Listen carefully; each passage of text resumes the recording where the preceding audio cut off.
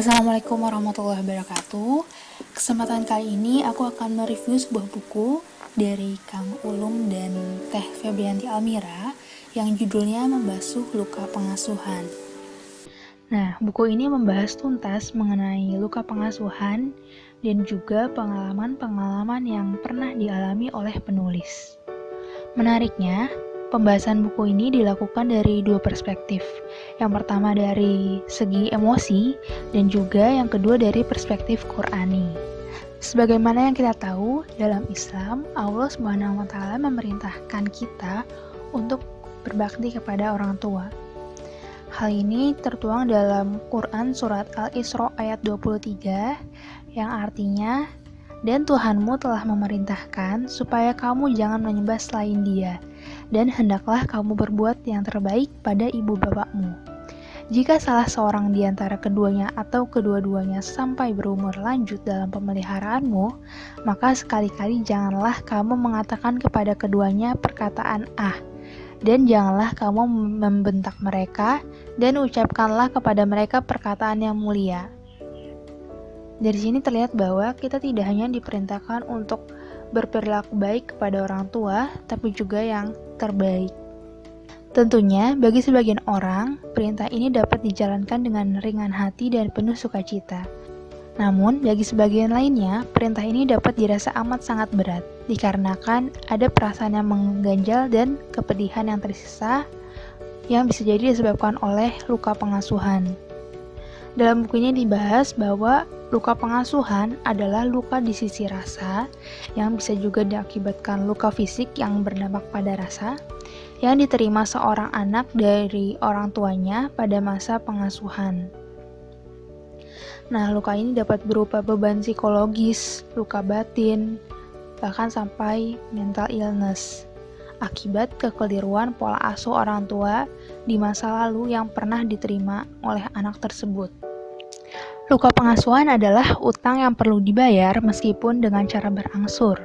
Bila luka ini terus dibawa hingga ke jenjang pernikahan, maka berpotensi untuk menjadi lebih besar dampaknya, dan pihak yang bertanggung jawab untuk membebaskannya adalah pasangan ataupun anak-anaknya. Mengapa penting untuk membasuh luka pengasuhan? Nah, dalam buku ini dibahas dengan perspektif emosi dan juga Qur'an. Dari sudut pandang emosi, luka pengasuhan ini dapat berpotensi menghasilkan respon error, yakni respon keliru yang dihasilkan seseorang yang tidak sejalan dengan stimulus yang diterimanya.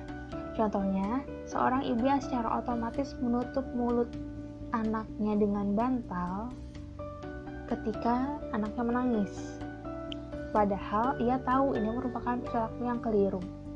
Nah, bisa jadi ini disebabkan oleh pengalaman masa lalu ibu tersebut yang pernah mendapatkan perlakuan serupa oleh orang tuanya di masa lalu. Yang kedua, luka pengasuhan berpotensi untuk semakin menguat setelah menikah. Ini bisa jadi disebabkan oleh bertambahnya tanggung jawab, juga stresor-stresor yang muncul ketika ia telah menjalani kehidupan rumah tangga. Yang ketiga, berpotensi merusak hubungan dengan orang tua, anak, diri sendiri, dan pasangan. Luka pengasuhan yang tidak selesai dapat berpeluang menimbun amarah yang tidak teredakan kepada orang tua kita, padahal kita memiliki tanggung jawab untuk berbakti kepada mereka. Luka yang tidak selesai juga berpeluang untuk dapat dilampiaskan kepada anak dan pasangan, juga diri sendiri. Dari sudut pandang Qur'ani, mengapa luka pengasuhan itu penting untuk diselesaikan? Pertama, jelas kita tidak ingin menjadi durhaka kepada orang tua kita. Yang kedua, kita ingin total berbakti kepada mereka. Yang ketiga, terdapat pembahasan mengenai hati dan jiwa yang jarang diobati.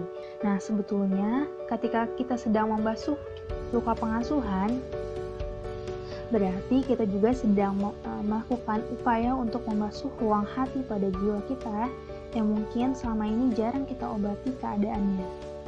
Selanjutnya, tahapan mengasuh anak dalam Islam, pertama ada proses tarbiyah dari umur 0 sampai 6 tahun. Disinilah anak dikenalkan mengenai macam-macam emosi, cara mengenalinya, mengidentifikasi, memverbalisasi, dan mengelolanya sesuai tahap perkembangan. Selanjutnya, bagaimana sih tahapan untuk membasuh luka pengasuhan? Pertama, dari pendekatan tazkiyatun nafs, wahai an-nafs al-mutmainnah atau jiwa yang tenang, kembalilah kepada Rabbmu dengan keadaan ridho dan diridhoinya, maka masuklah ke dalam golongan hamba-hambaku dan masuklah ke dalam surga. Terdapat 3 komponen dalam ayat ini. Yang pertama, tenang, ridho, dan hamba.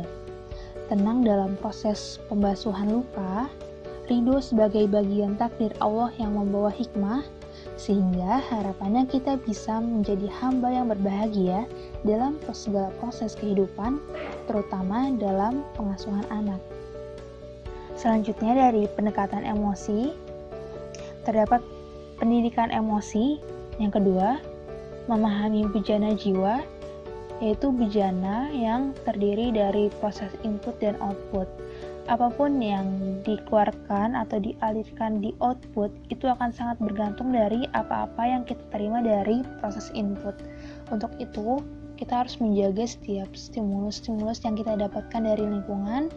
Usahakan semuanya bersifat positif dan menyehatkan jiwa kita. Yang terakhir, mengalirkan emosi dengan depth therapy.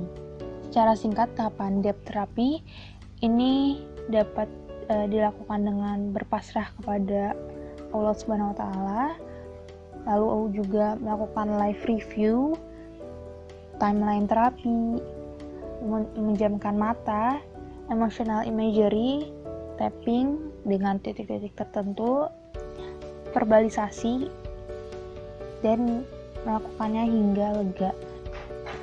Nah, untuk depth terapi ini disarankan untuk dilakukan dengan bimbingan terapis atau psikolog yang memiliki kompetensi. Sekian review buku Membasuh Luka Pengasuhan. Semoga ada manfaat yang bisa didapatkan. Wassalamualaikum warahmatullahi wabarakatuh.